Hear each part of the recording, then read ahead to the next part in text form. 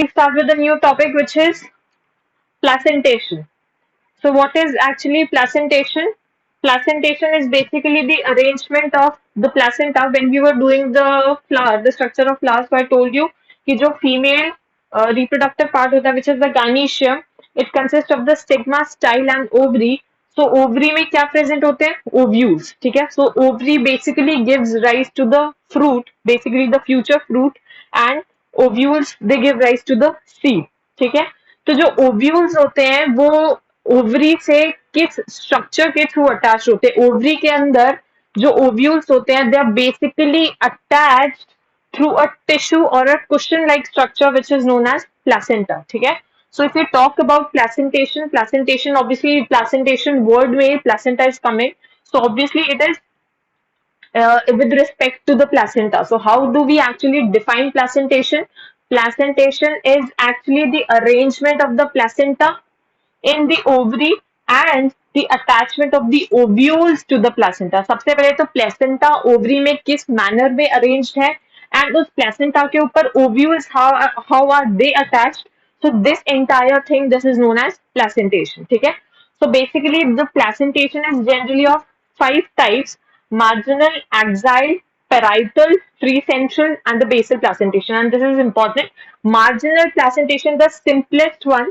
Marginal placentation में क्या होता है? जो placenta होता है, it actually forms a ridge or a margin along the ventral suture or the ventral side of the ovary. तो जो प्लेसेंटा होता है मार्जिनल प्लेसेंटेशन में जो प्लेसेंटा होता है वो प्रेजेंट होता है एक मार्जिन के फॉर्म में और एक रिज के फॉर्म में on the ventral side of the ovary and हमेशा याद रखना ovules they will be present on the placenta. So इसमें ovules they are present on this particular ridge. So we all have seen the P. P में कैसे होता है? Whenever you tear the pod apart, जो P का pod होता है उसको जब कट करते हो बीच में से, so this is how it actually opens. So this is the central ridge actually. P सभी ने देखा है. सो दोनों साइड पे यहाँ पे क्या प्रेजेंट होते हैं? Pea pods present, peas present होते हैं. सो पीस में एक्चुअल में कौन से टाइप की प्रेजेंटेशन होती है? That is actually the marginal presentation. सबसे पहले ये जो सेंड ये एकदम लाइन जैसी दिख रही है, this is actually the ridge और द मार्जिन एंड इस मार्जिन के ऊपर there is actually placenta which is present. ये जो रेड कलर के डॉट्स मैंने ड्रॉ किया, this is actually the placenta. And on this placenta the ovules are the present. So ovules basically क्या है? जो P हम consume करते हैं they are actually these ovules. So P में कौन सी placentation present होती है? That is actually this marginal placentation because जो placenta है that is present on the margin or along the margin in the form of a ridge. ठीक है? So this is the marginal placentation and the simplest placentation. ठीक है? Second type is the axial placentation. Axial placentation में क्या होगा? सबसे पहले the ovary is polycarpillary. Poly means multiple and carpillary stands for the carpels or the female part which is the gynoecium. ठीक है? तो एक्साइल प्लेसेंटेशन में सबसे पहले वो क्या बोल रहा है कि ओवरी में क्या है? मल्टीपल कार्पल्स प्रेजेंट होगी. सिंगल कार्पल प्रेजेंट नहीं होगी. ओवरी के अंदर multiple carpels will be there and the ovaries they are actually multilocular. Multilocule means basically a chamber. So the ovary is actually multiple, बहुत सारे chambers present होते हैं ovary में, ठीक है? एंड इसके अंदर जो प्लेसेंटा है उसका अरेंजमेंट कैसा होता है? The placenta is actually axial. Axial मतलब एक पर्टिकुलर ऐसे एक्सिस के फॉर्म में प्रेजेंट होता है and another thing that the each carpel it retains its ovary wall because यहाँ पे हम saying कि जो ओवरी होती है उसमें बहुत सारे multiple carpels are there and हर कार्पल की ovary wall is retained. It doesn't get dissolved. And one compartment it represents one ovary of a carpel. Suppose if we look at this particular diagram, so here I've drawn 2, 3, 4, 5. I've drawn 5 chambers. So here each chamber or each compartment is basically representing one ovary of a carpel. Multiple carpels are there. So multiple carpels, so multiple ovaries. So each chamber is representing one ovary of a carpel. ठीक है? अब इसमें placenta कैसे present होगा? Placenta present होगा यहाँ पे एकदम एक्सिस पे, एकदम सेंटर पे. यहाँ पे जो रेड में मैंने ड्रॉ किया this is the placenta and placenta जहाँ पे होगा प्लेसेंटा के ऊपर the ovules will be present. So ये जो ग्रीन कलर स्ट्रक्चर्स ड्रॉ किया these are actually the ovules. So center में the placenta is present and placenta के ऊपर these ovules are present. So this basically is the axile placentation, मतलब कि जो placenta है वो axis पे present है, ठीक है. इसका example होगा China rose, tomato, lemon, capsicum, orange. तो बेसिकली जितने भी सिट्रस फ्रूट्स हैं, कभी भी आप किसी टमेटो को या फिर लेमन को if you cut it from the middle, तो exactly you will see this particular kind of arrangement, ठीक है. अगर कभी कैप्सिकम को कट करके देखा है तो सेंटर में देखा है कि उसके जो सीड्स होते हैं वो कैसे, कैप्सिकम के अंदर ऐसे बहुत सारे ऐसे चेम्बर्स प्रेजेंट होते हैं, एग्जैक्टली सेम यही अरेंजमेंट दिखता है. और यहाँ पे सेंटर में यू सी दोज सीड्स, जो कैप्सिकम में सीड्स प्रेजेंट होते हैं वो यहाँ पे ऐसे सेंटर में प्रेजेंट होते हैं. So it actually explains the best example of the axile placentation, ठीक है. जो थर्ड टाइप होती है which is the parietal placentation. Parietal means periphery, ठीक है.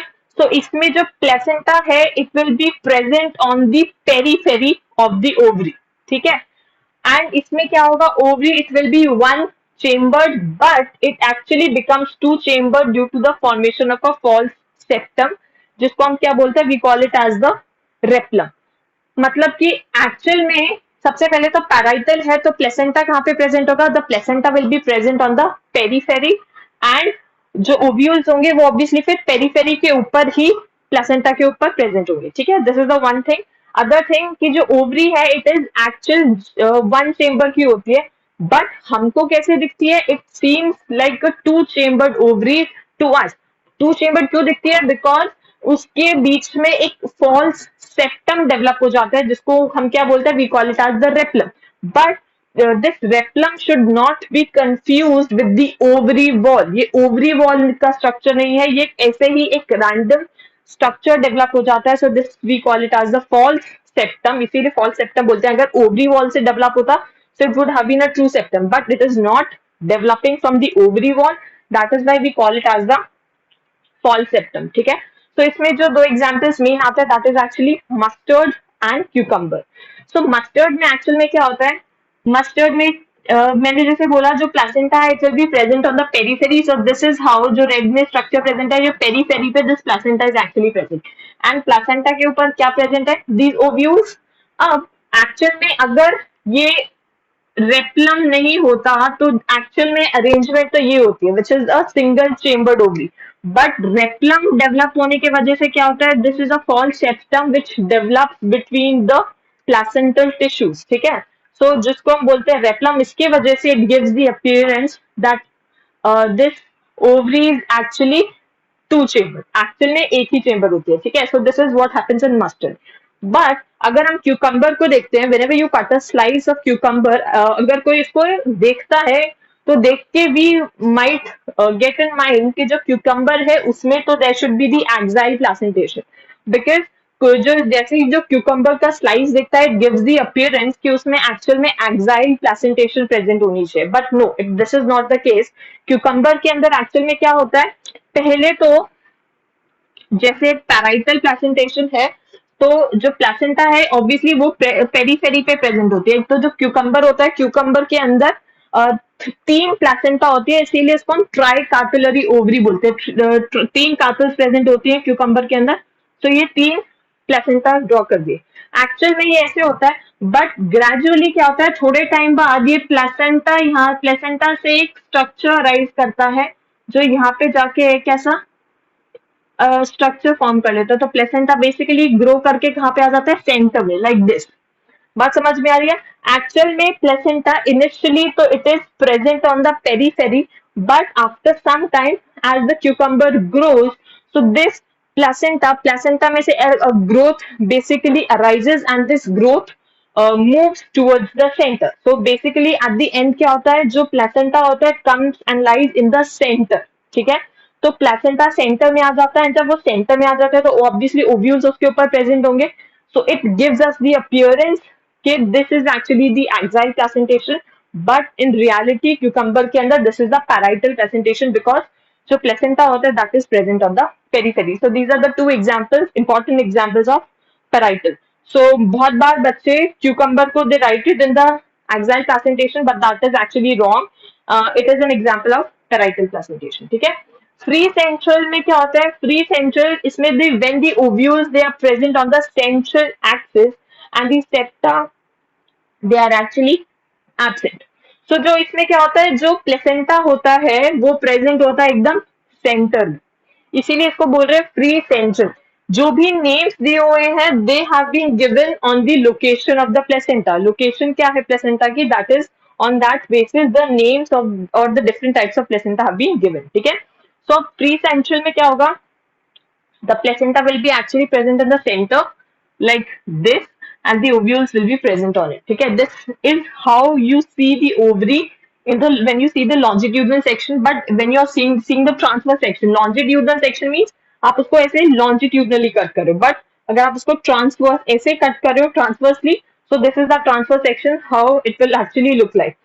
Basic thing is same कि center में the placenta will be present and the ovules will be present on it. So longitudinal section will look like this and the transverse section will actually look like this. ठीक है. इसमें क्या होगा, ovary में there's a it is unilocular, मतलब एक single chamber present है and there is no connection with the wall of the ovary. इसमें जितने भी हमने एग्जाम्पल्स देखे हैं इन सब में जो ये ओवरी है सब में there are some connection which are present with the wall of the ovary. But free central के अंदर ओवरी के साथ में as there is no particular connection. ठीक है. तो इसीलिए वी से कि there is a unilocular ovary, मतलब there is a single chamber which is present and there is no connection with the wall of the ovary. इसीलिए इसको बोलते हैं free central. Center में present है and there is no connection with the ovary. That is why it is known as free central. इसमें example आएगा datura and primrose. ठीक है. जो last type of placentation है that is actually the basal placentation. Basal placentation मतलब the placenta will be present at the base. ठीक है. So placenta it develops at the base of the ovary and a single ovule is attached to it. So this is how at the base the placenta is actually attached and the ovule, there's a single ovule which is present, so this single ovule it actually arises from this placenta. Okay.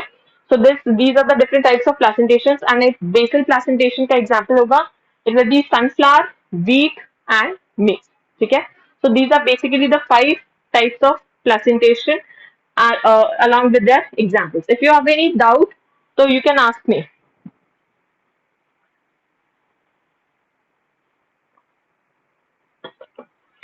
अगर कोई placentation नहीं समझ में आई है तो you can ask me. Clear everyone? Basal में कुछ नहीं है, जो प्लेसेंटा है ओवरी के बेस पे प्रेजेंट होगा. दिस इज दी ओवरी और जो प्लेसेंटा है वो बिल्कुल ओवरी के बेस पे अटैच होगा एंड ऑब्वियसली जहां पे प्लेसेंटा होगा वहीं से ही ओव्यूल अराइज करेगा. सिंपल. फ्री सेंट्रल में क्या था, जो प्लेसेंटा है वो सेंटर में प्रेजेंट है और ओव्यूल उसके ऊपर अटैच है. बेसल में बेस पे प्लेसेंटा अटैच है और एक सिंगल ओव्यूल प्रेजेंट है तो इसीलिए वो इसके ऊपर ऐसे प्रेजेंट होगा. दैट्स इट, और कोई डिफरेंस नहीं है.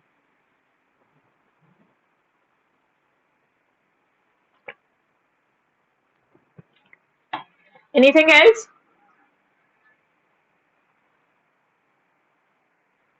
बाकी सभी को क्लियर है? Is it clear everyone?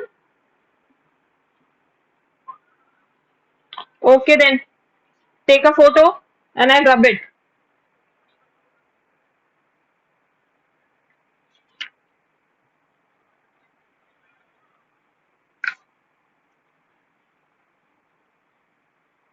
Done?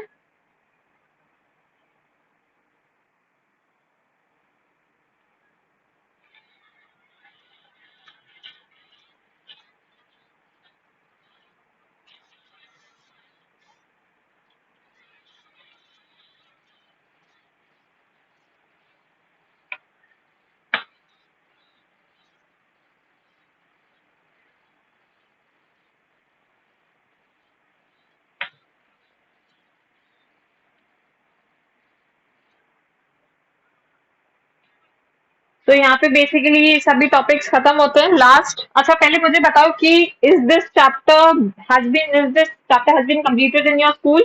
School में हो गया क्या ये वाला?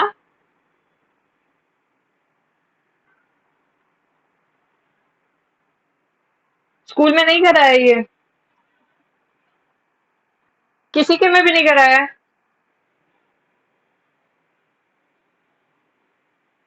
बाकी लोग जिया, तुम्हारे में क्या चल रहा है? ये चैप्टर हो गया क्या?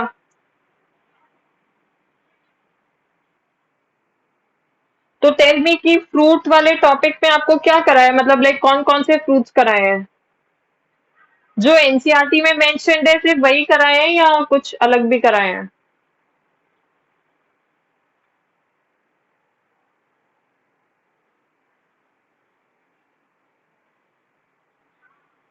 तो तुम लोग ये नहीं ध्यान रखते हो कि क्या टॉपिक चल रहा है स्कूल में? You don't pay attention to that?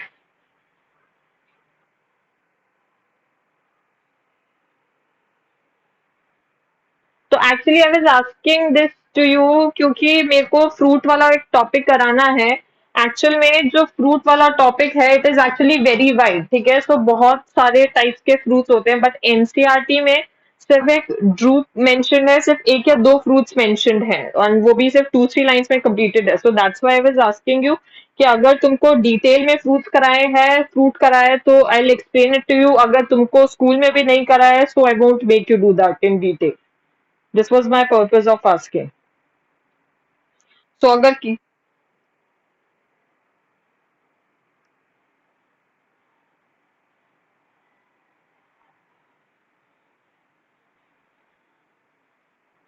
और किसी को नहीं पता है और किसी के में भी नहीं हुआ है, तो फिर मैं फ्रूट बोलो, बोलो।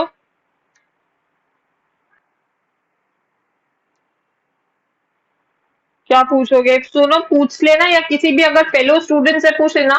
बिकॉज अगर तुमको इतना डिटेल में फ्रूट नहीं करा है, तो obviously what is your purpose of studying that for the school exams, ठीक है?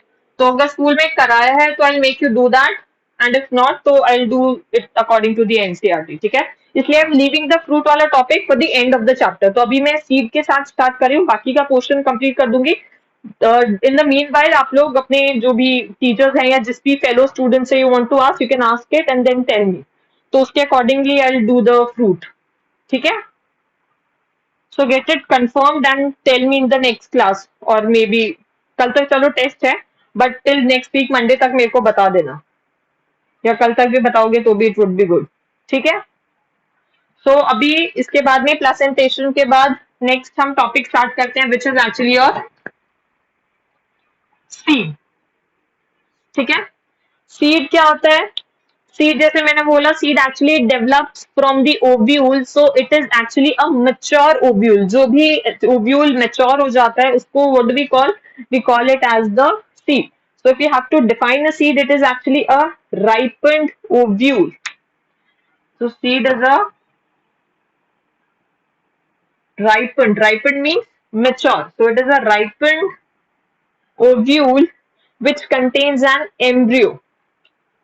हर सीड के अंदर एम्ब्रियो प्रेजेंट होता है, so it contains an embryo. So the embryo को basically हम क्या बोलते हैं? This embryo is also known as the miniature plant, because the embryo is that particular structure जो कि it will give rise to that bigger plant, ठीक है? And her seed का एक seed coat present होता है, so it possesses a seed coat, ठीक है? एंड जो सीड कोट होते हैं उसके दो लेयर्स होते हैं। कोई भी सीड कोट होता है उसके there are two layers, the testa and tegmen, ठीक है? These are the two layers of a seed coat. So testa is actually the outer layer and tegmen is the inner layer, ठीक है? So each and every seed possesses a seed coat, and the seed coat has actually two layers, the testa and the tegmen, ठीक है? उसके बाद में क्या होता है? It also possesses a fine pore at the end, which is known as micropyle. Firstly, I'll write down the characteristics and then I'll explain you individually the dicot seed and the monocot seed. So each seed possesses a tiny pore at the end,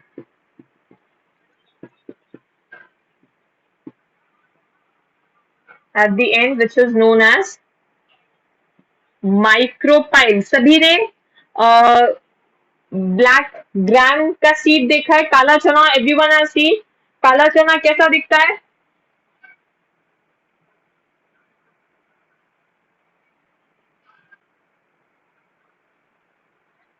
if you have ever happened या कभी किसी को chance मिला हो black gram को देखने का, so this is how it actually looks like. तो सबसे पहले तो जो हार्ड कवरिंग होती है, this is actually known as the seed coat. इस ब्लैक ग्राम के अंदर क्या होता है? पहले तो this is a dicot seed. तो इसके अंदर क्या होता है, जो टेस्टा और टेगमेन होते हैं they are nearly few, so it becomes actually a bit difficult कि कौन सा टेस्टा एंड कौन सा टेगमेन है. और जो काला चना हम खाते हैं उसको अगर जो आप बाहर का ब्राउन कलर का लेयर होता है उसको अगर आप रिमूव कर देते हो विच इज द टेस्टा, एंड जो अंदर वो बचती है that is your tegmen actually. ठीक है. तो यहाँ पे एक ऐसा पोर जैसा स्ट्रक्चर होता है. तो इसमें ये पोर जैसे स्ट्रक्चर को पहले इसको तो हम बोलते हैं we call it as the hilum. And यहाँ पे ये जो पोर जैसा स्ट्रक्चर होता है we call it as the micropyle. ठीक है. I use two words. One is the micropyle and this particular इसके जो ऑपोजिट एंड होता है इसको भी call it as the chalaza. ठीक है. ये हमेशा याद रखना कोई भी सीड होगा. So how will you define, बहुत बार क्वेश्चन पूछते हैं कि how will you actually identify which end is the micropylar end end which end is the chalazal end. तो micropylar end is that end जहां पे ये ऐसा टाइनी होल जैसा ऐसा स्ट्रक्चर होता है, स्कार जैसा प्रेजेंट होता है. कभी भी किसी सीड को देखोगे तो यूल इजिली आइडेंटिफाई कि कौन सा माइक्रोपाइलर एंड है. सो माइक्रोपाइल का फंक्शन क्या होता है, जो ये होल जैसा स्ट्रक्चर प्रेजेंट होता है, this particular structure helps in the easy movement of water into the seed. ठीक है. तो एंड जो एंड कंप्लीटली इसके ऑपोजिट होगा, ये जैसे माइक्रोपाइलर एंड हो गया, इसके जो ऑपोजिट एंड है this end will be known as the chalazal end. ठीक है. So hilum is also present. I write down here hilum is also present. And hilum क्या शो करेगा? This hilum it actually shows where the funiculus और the stalk of the seed is present. Where the funiculus, funiculus actually क्या होता है? Funiculus या फिर इसको बोलते हैं stalk, stalk of the seed. So hilum is the region जहां पे सीड का स्टॉक प्रेजेंट होता है. So that is hilum and hilum के अंदर देयर इज दिस माइक्रोपाइल. ठीक है. Acha, some seeds they also possess chalaza. I've already told you. So this chalaza is actually the place of origin of seed coats. I'll write down here only. This chalaza is actually place of the origin of seed coats. So मैंने इसको यहाँ पे लिख दिया. I'm not writing it down here again. ठीक है. So this chalaza is actually the place of origin of the seed coats. ठीक है. अच्छा. Now the embryo consists of an axis. पहले तो this is a dicot seed. चलो साथ के साथ में डाइकॉट सीड भी कर ही लेते हैं. What do you know the difference between a dicot seed and monocot seed? Now, who's going to explain me the difference between dicot seed and monocot seed? Can anyone explain the difference between dicot and monocot seed?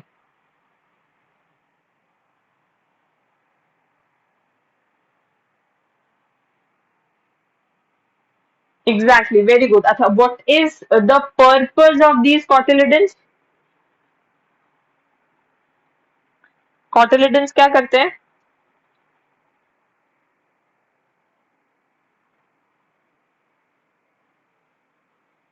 बच्चे वो तो radical और plumule होते हैं. Cotyledons क्या करते हैं इसमें? वो तो अभी जैसे ये तो सीड ऐसा मतलब प्रेजेंट है, कभी इसको ऐसे कट करके देखोगे तो अभी जैसे मैं डायग्राम ड्रॉ करूंगी तो उसमें पता लगेगा कॉटिलिडन्स तो अलग है और जो रेडिकल और प्लूम्यूल वाला पार्ट तो अलग है. So what is the purpose of cotyledon? Can anyone explain? Anyone? Hate? क्या होता है function? What is the purpose of these cotyledons? क्यों नहीं पता है? दानिश, दानिश क्या होता है बच्चे? ये कॉटिलिडन्स का क्या फंक्शन होता है?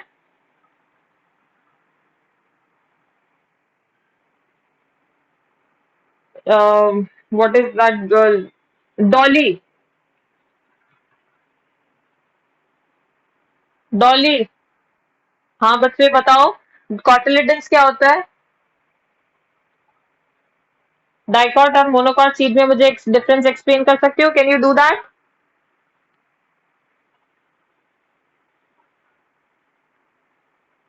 यस या नो तो बोलो।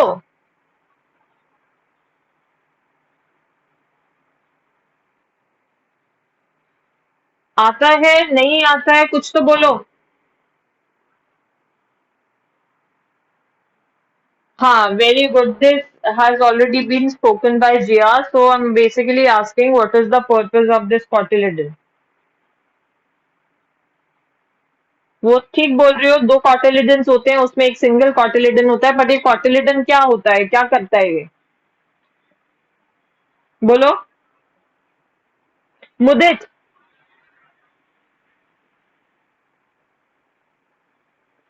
मुदित। हाँ, बच्चे बाकी लोग को तो आ रही है।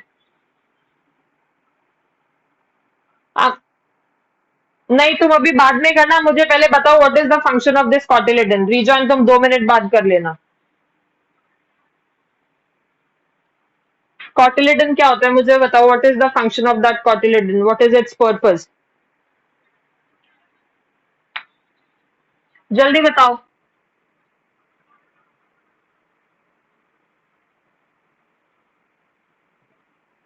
आता है नहीं आता है?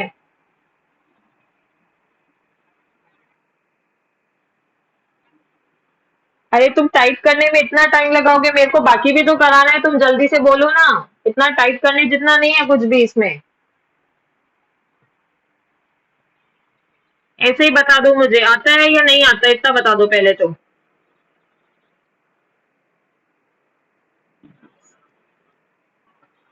तो इतनी देर से हम आस्किंग, ऐसे तो तुम बोल देते हो, ऐसे तुमको बोलना नहीं है कि वेदर यू नो दैट और नॉट।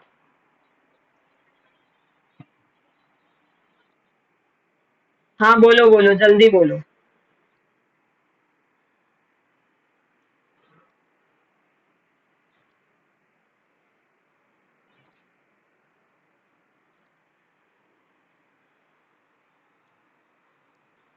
वैस्कुलर टिश्यू के थ्रू डाइजेशन, ये कहाँ से कनेक्शन हो गया? और एंडोस्पर्म क्या होता है, पहले तो मुझे बताओ एंडोस्पर्म क्या होता है? वैसे कुछ कुछ सही बताए, व्हाट इज एंडोस्पर्म? एंडोस्पर्म क्या होता है? लिख के बोलूं, what is endosperm? What is, हाँ क्या होता है?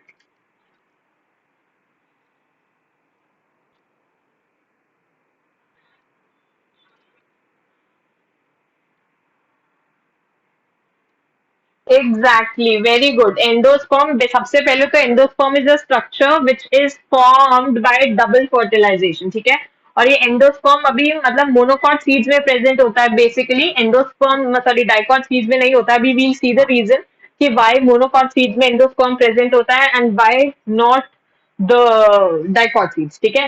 तो बेसिकली मोनोकॉट्स के अंदर जैसे एंडोस्पर्म होता है फूड स्टोरेज के लिए, इसी तरह जो डाइकॉट सीड्स होती हैं, डाइकॉट सीड्स में जो फूड स्टोरेज होता है that is actually done in the form of or in these particular cotyledons, the simplest basic function or the simplest basic role of the cotyledons. So cotyledons, dicot seed में cotyledons क्या करते हैं, they basically help in the food storage, ठीक है।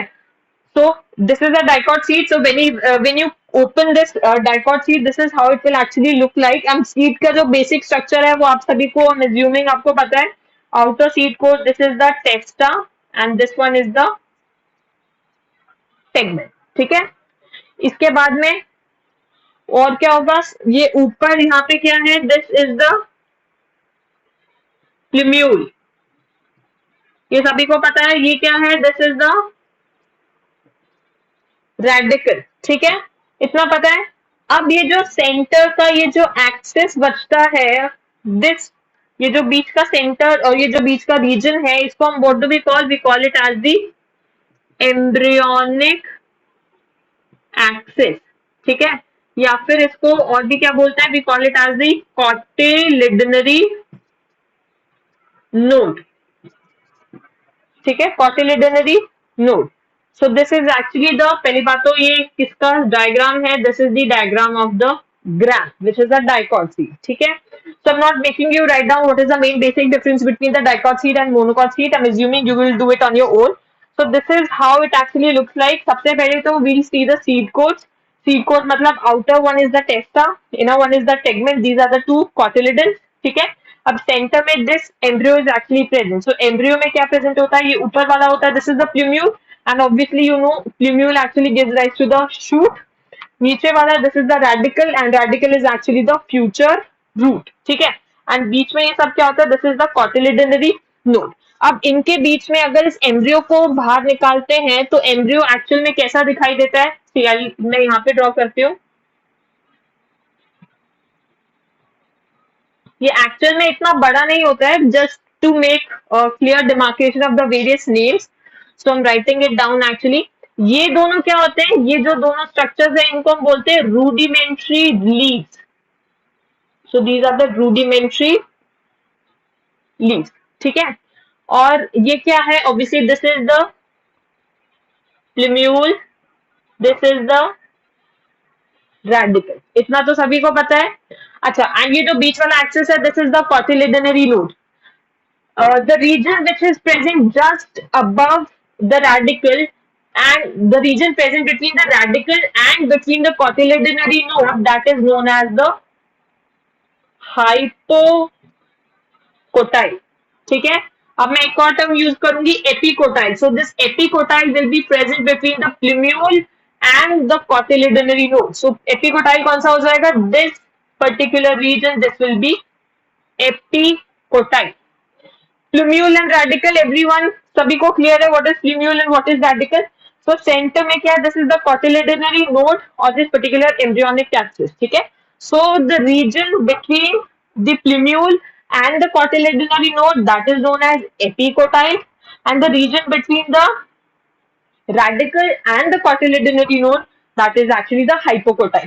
अब इन दोनों में confusion ना हो कि कौन सा एपिकोटाइल आएगा कौन सा हाइपोकोटाइल आएगा. हाइपो मीन्स बिलो, हाइपो का मतलब होता है नीचे. So hypo will be present towards the radicle and epi means above. So this epicotyl will be present above, मतलब क्लोज टू द प्लूम्यूल. ठीक है, and this cotyl obviously stands for the cotyledons. So exactly same चीज है इसमें, cotyledons में भी present होता है, but it was actually becoming difficult to write it down here. So I've taken out the embryo and then labeled it. ठीक है, so I'll write down the main points now. और यही points आप लोग dicot seed जब आएगा तो dicot seed के अंदर भी you will have to write the same points. ठीक है, so the embryo, it consists of an axis or which is known as the tigellum.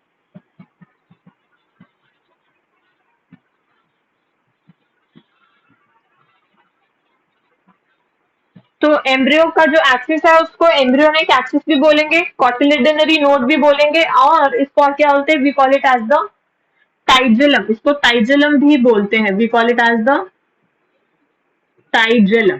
ठीक है, so three different names are there to which are attached the cotyledons.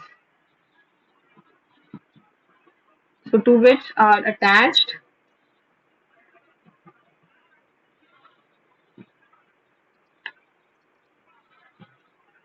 so these cotyledons, they are particularly attached to this tigellum. ठीक है, so the micropylar end bears the radical from where the root originates. Micropylar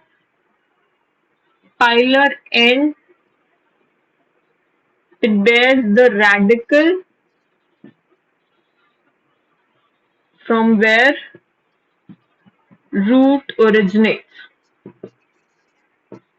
ठीक है, और and the other end at the chalazal end has the plumule from where the shoot originates.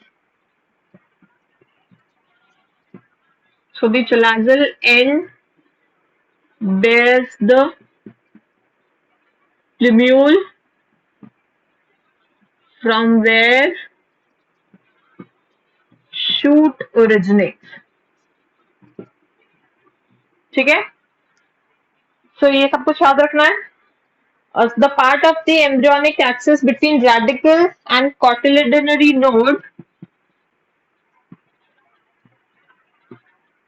the part of embryonic axis between plumule and the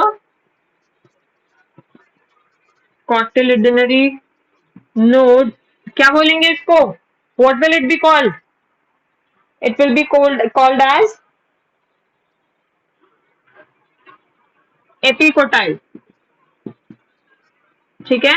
And between radical and cotyledonary node, we'll call it as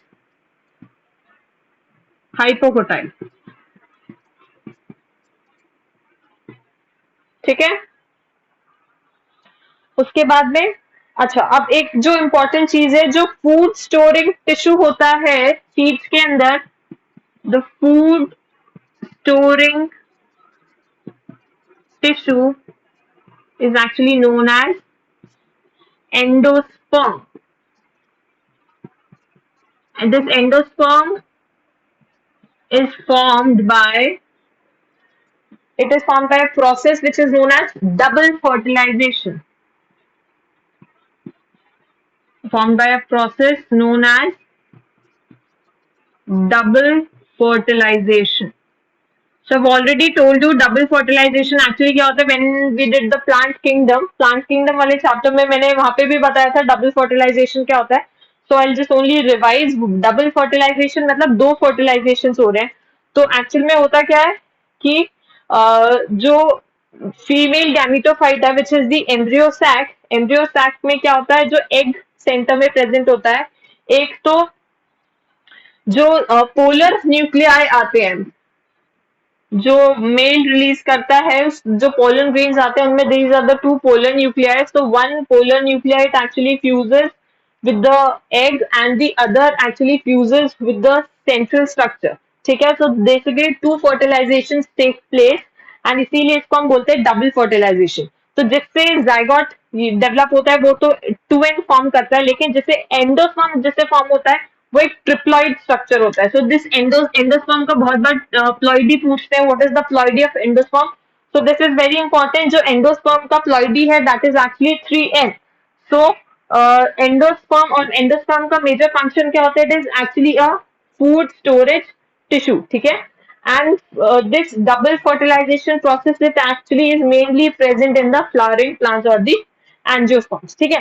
अब होता क्या है कि अभी endosperm monocots में और dicots में present होता है, नहीं होता, इसके पीछे का रीजन क्या है? In majority of the monocot seed and a few dicot seed, मतलब डाइकॉट सीड में एक एक्सेप्शन है जिसको हम बोलते हैं castor seed.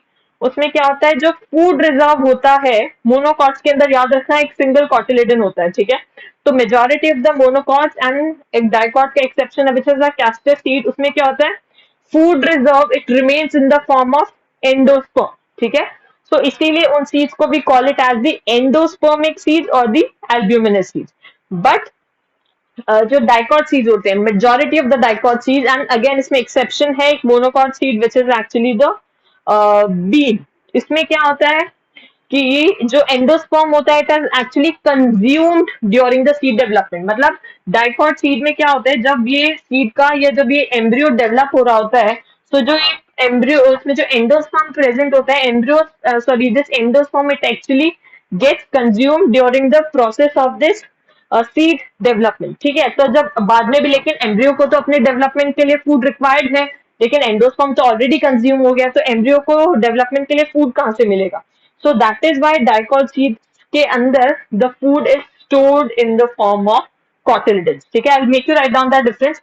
So basic thing is कि monocot